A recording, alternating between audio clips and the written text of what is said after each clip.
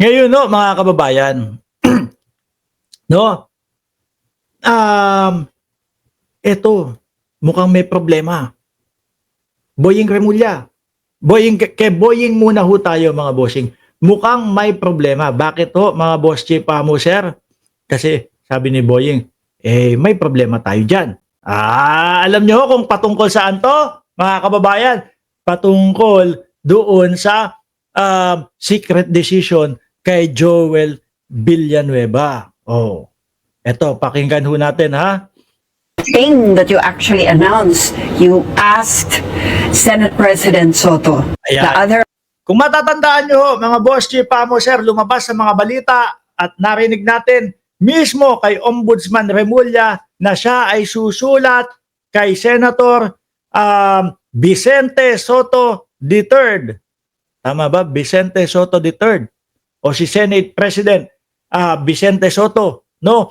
Para po ipatupad yung dismissal ni Boss Jewel. Oho, si Boss Jewel, mga boss chief mo, sir, 2016, pinapadismiss ni Conchita Carpio, mga bossing. 2019 naman daw, ho, nabigla tayong lahat nitong mga nakaraang linggo lang na, kumbaga, ni-reverse na pala, binago na pala, ni Martires, yung decision kay Boss Jewel Villanueva. Nagkagulatan, ho. Pati po yung bagong ombudsman nagulat, ho, mga kababayan. O eto po, yung paliwanag dyan. Oh.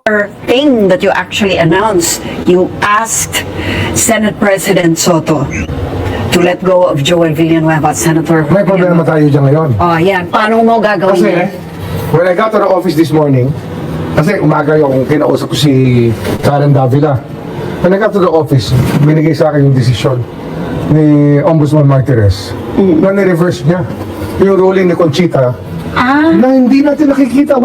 Oo, wala ho nakakakita nun.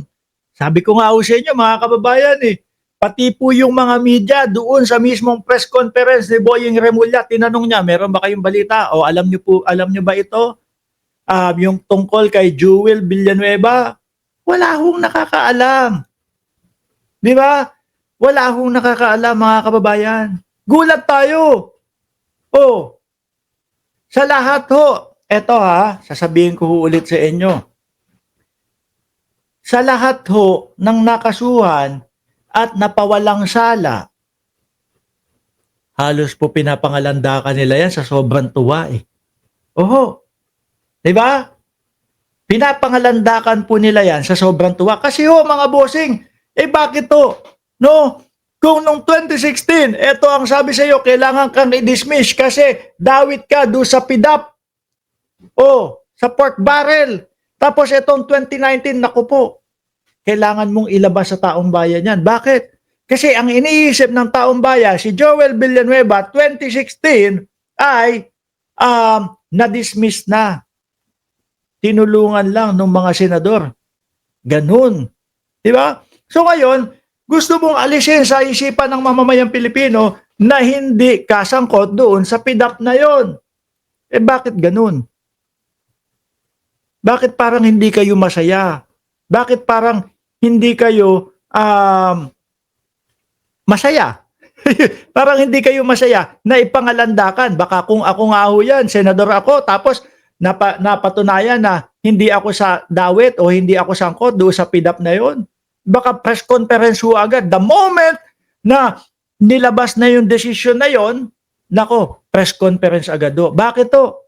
Kasi sa susunod na mga tatakbo ako sa eleksyon, kung gagamitin man ito ng aking mga kalaban o mga makakalaban, di napanood na po ng taong bayan. Ang mismong magsasabi na po, nako, si Joel Villanueva hindi na sangkot dyan. Kasi acquit na yan. Kasi ang desisyon niya dyan ay okay na siya. Wala na siyang any pending cases. Ganun ho. Ganon, di ba mga bossing? Pero sila hindi. Parang tago. Nakita nun No, but it's never been made public. Ni-reverse niya raw in 2019. Release a statement. So nahanap yung decision. So ngayon, pinag-uusapan namin, we're studying the circumstances of the decision. We're looking at the theory, embracing the decision. Oh, So binabawi mo na ba yung request mo kay Senator? wala na talaga.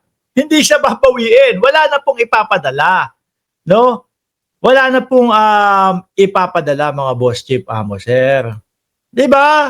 Hindi, anong susulat ko kung inakwit siya ni... Acquitted na huy. Sabi naman ni Martires, para fair naman ho sa kanila. Sabi ni Martires, hindi naman ako kagaya ni Boying Remulla. No, hindi naman ako kagaya nung sumunod na ombudsman na puro pa preskon. At least ito, natutuwa ang mamamayang Pilipino. Nalalaman natin kung ano yung mga nangyayari at kung ano yung mga nangyari dati. Oh, Kung ni-reverse yung Ombudsman Martires, yung kaso, di wala ka tayong i-enforce.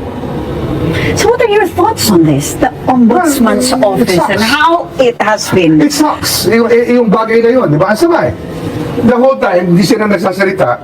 Ngayon, gano'n nga, si Joel Villanueva has been quiet about it. Sinasabi niya that he's being harassed. ako hinaras daw. Wala nga kaming alam lahat eh. No, kaya naman nagsalita ng ganyan si Ombudsman Remulla eh. Kasi hindi niya din alam na ikaw ay na-acquit na pala o ikaw ay wala ng pending kaso nung 2019 pa. Pero ba't tayo niya sabihin na that thing has been reversed, pati niya sinalabas yun? Oh, correct. Oo. Tama ba yun? Di ba? At hindi lumabas yan sa ating lahat. People of may interest yan sa taong bayan, binoto. Simula pa lang ho mga bossing, yung kay Conchita Carpio pa lang po, nakapublic ho yan.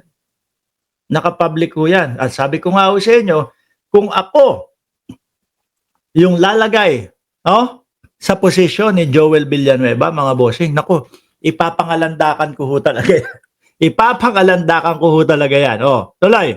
natin ng tao. Tapos gano'n, tatago mo sa amin yung totohanan. So as it's So, bakit tinago? Yun ho ang tanong doon. Bakit tinago? stands na, Kaya wala ngayon, na. pinapareview ko lahat ng admin cases dito. Titignan namin talaga, gagawa na kami ng table. Kaya Halukayin ho. No? Hahalukayin. Alamin nila kung nasaan ba yung pinaka-file nitong 2019 na reversal ng desisyon kay Joel Villanueva, etc. Hahalukayin. digitizing is so important. Para lahat, sequentially, makikita mo lang ang action dito. Piruin nyo, mga DDS. Tapos ayaw nyo kay Boying Remulla. Samantalang ang gusto niyang mangyari is, kumbaga, transparency sa lahat. Ayaw nyo pa yun? Tapos ang iniisip nyo pa, etong mga tao na ito, ang nagpapahamak sa ating bayan. Baka may topak kayong mga DDS kayo. No? Wala eh, walang digital, wala pa sa digital. Yan. Pag digital na ho, mga bossing, at makikita natin sa kahit sa site na po ng Office of the Ombudsman. Lahat po yan. No? Ganon po gusto nila lahat, mga bossing. Pati naman po yung mga bycam gusto na din po na i-open into public yan eh. Para wala nang mga insertion, etc. No, alam ng tao, wala naman yan doon sa bycam Bakit meron dito ganyan yan? Ito pong gobyerno na ito ni Pangulong Bongbong Marcos, mga kababayan, mga boss, chief amo, sir, mga kapatid, transparency po ang gusto. Masugpo po ang korupsyon sa bayan, mga kababayan. Masugpo po ang korupsyon sa ating bayan. Kaya nagtataka ho ako sa inyo, bakit hindi nyo makita yung kanilang ginagawa?